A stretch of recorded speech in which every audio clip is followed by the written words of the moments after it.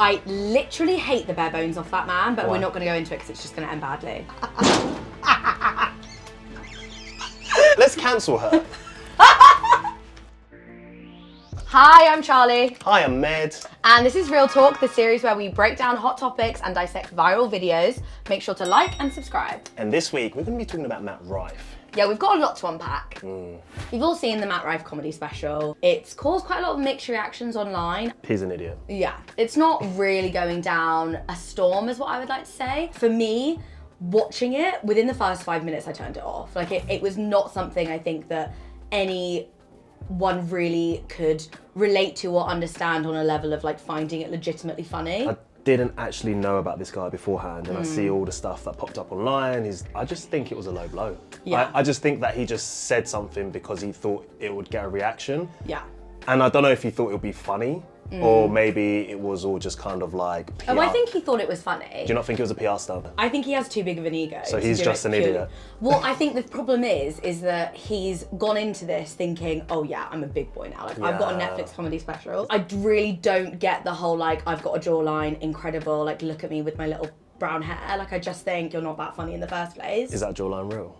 I've seen that go around. Yeah, I personally, like, honestly, couldn't give less of a crap about Matt Rife's jawline. But I understand that obviously people online do. Why? Because people want to, like, fixate... Oh, I'm so sorry. I just saw you go... Why? Why, guys? You tell us in the comments. Please. Oh my gosh, my favourite person right now. This surgeon who, by the way, has a really good TikTok. I saw the video that he posted where he basically says, oh, like when you give your client the best jaw surgery of all time and then he gets cancelled 2 weeks later. And he didn't mention Doesn't his mention name. Matt's name once.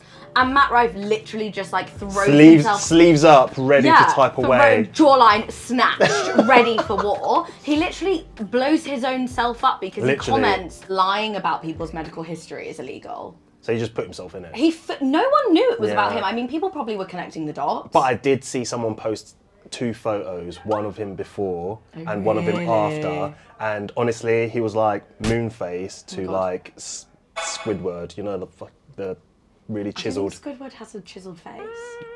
The meme, I know. Thank you. Oh, I Look, thought you the were meme will talking pop about the up right here. I thought you were talking about the real Squidward. From Who's the SpongeBob. real Squidward? Is that not from SpongeBob? Is he not real though, is he? No, I more meant like the squid. Do you know what? It actually doesn't matter. So he can't handle couldn't take the heat. He couldn't take the heat. that's true. He couldn't take it. What does this teach you? Don't get jaw surgery. Or just if you Like can be a give good it. person. I was thinking more like if you can give it, you should take it. Oh yeah, that as well. Yeah, that. Yeah. Don't get jaw surgery.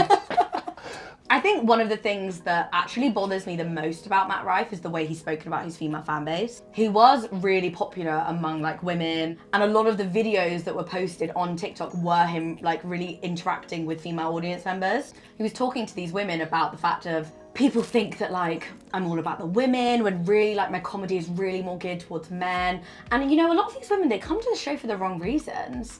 Like literally just sat there basically saying like, I don't know what to tell you, like these women are just falling at my feet. Like they're not coming for my pure comedic genius. Yeah. They just want to get a look at me. And it was just Is he even that good looking?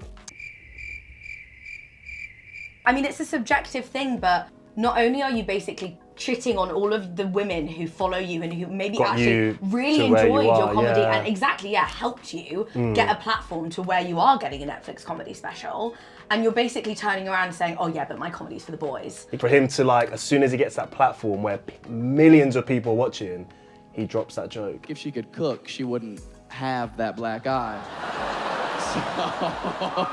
But I wonder if someone had like gotten into his ear and made him kind of do that U-turn, because it kind of makes sense. If he's gone from one way to another, maybe that was the deal to get Netflix going. Do you know what I mean? And for him to be talking to Jordan Peterson, Jordan B. Peterson. Oh my podcast. gosh, my favourite person. Do you like him? No, I literally hate him so much. Honestly, I just think he's one of those people as well. I mean, first of all, if you're going on Jordan Peterson's podcast, hate you. Second of all, Jordan Peterson has made a name for himself of not only being obviously this conservative right-wing commentator.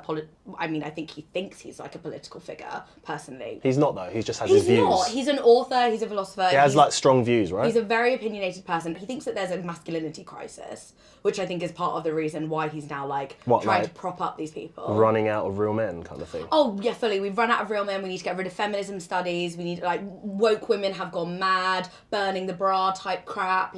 He's all for that kind of stuff. I reckon he's probably hating the fact that GTA's new character, main lead, is a female. Yeah, I mean... Do you reckon? I really don't care about GTA, but yeah, love that for him.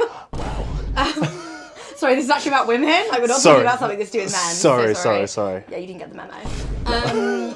But no, I mean, I think it speaks volumes that after everything that Matt Rife's now gone through with the public, his choice, his PR team was like, babe, what we're thinking is, we put you on Jordan's podcast and everyone will be like, he's so bold. Do you think he wanted to go on there, or do you reckon Jordan B. Peterson I think he was like, this is great, let's get him on there? I think it's probably a bit of both, because both of them need each other's fame, or otherwise they'd be completely irrelevant. I still think it's a PR stunt. If it is, it's too really crappy one. It's too drastic. You know your audience. You know people that you're responding to. Yeah, but think about some of these young men coming up in the industry. They do get very sensitive to the idea of just being catered to women, and if they don't, what's wrong with that? For one way or another, there has been a bit of this feeling that they need male validation. When you bring certain topics like domestic abuse, domestic violence into comedy routines, it's supposed to come from a place of your own lived experience. Top comedians do that, and I was speaking to my friend about this the other day, and I was like, do you think comedians who tell stories and elaborate are real? Like Ricky Gervais was watching it, and I was like, do you reckon most of the stories he talks about is real stuff that's happened to him? And it's perfect because Dave Chappelle always gets in trouble for saying the wrong thing. Yeah. There's a line for someone who's got their first special, just cool, I've got big balls. Exactly. I'm going to say something ridiculous. Exactly. Also, this idea of crowds being too sensitive these days is so annoying to me, because there's a difference between doing dark comedy and doing dark humour, which there are a lot of comedians out there who do that successfully, versus just being...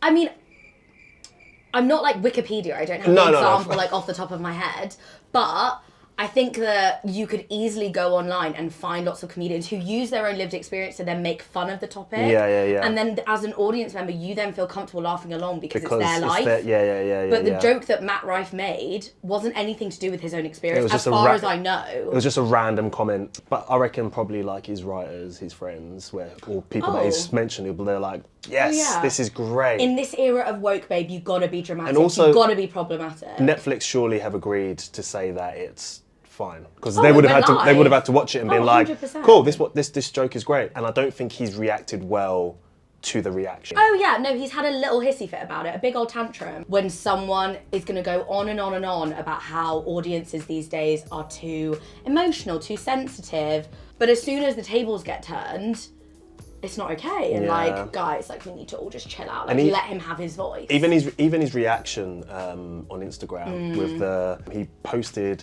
a link to the special needs helmet, being this is what these people who are moaning need to be wearing. First of all, imagine him typing into Google, special needs helmet. I know. That is so sad. And then just him giggling, being like, oh my God, this is gonna get so... Yeah, exactly.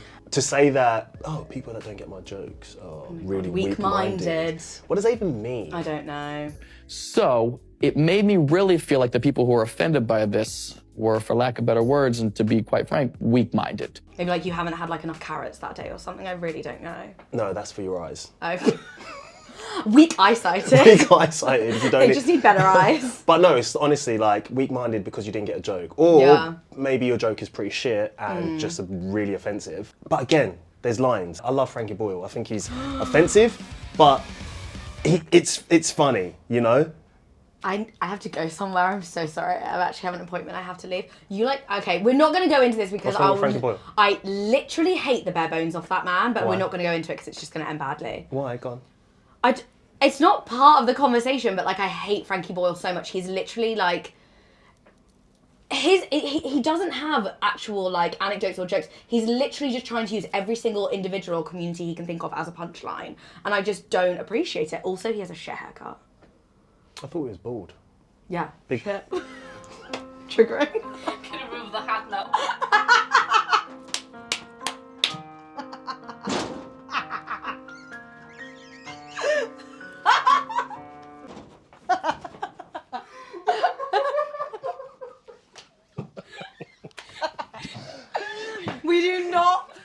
discriminate against bald people at screenshot. If anyone's bald, just type in "I hate Charlie" in the comments.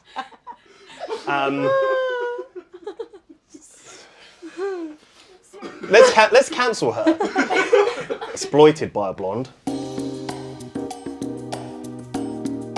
You shouldn't have brought up Frankie. It was always going to go badly. True. Thank you guys for watching. We hope you enjoyed the episode and make sure to keep the discussion going in the comments. Don't forget to like, subscribe, and turn on that notification bell so you don't miss a second of Real Talk.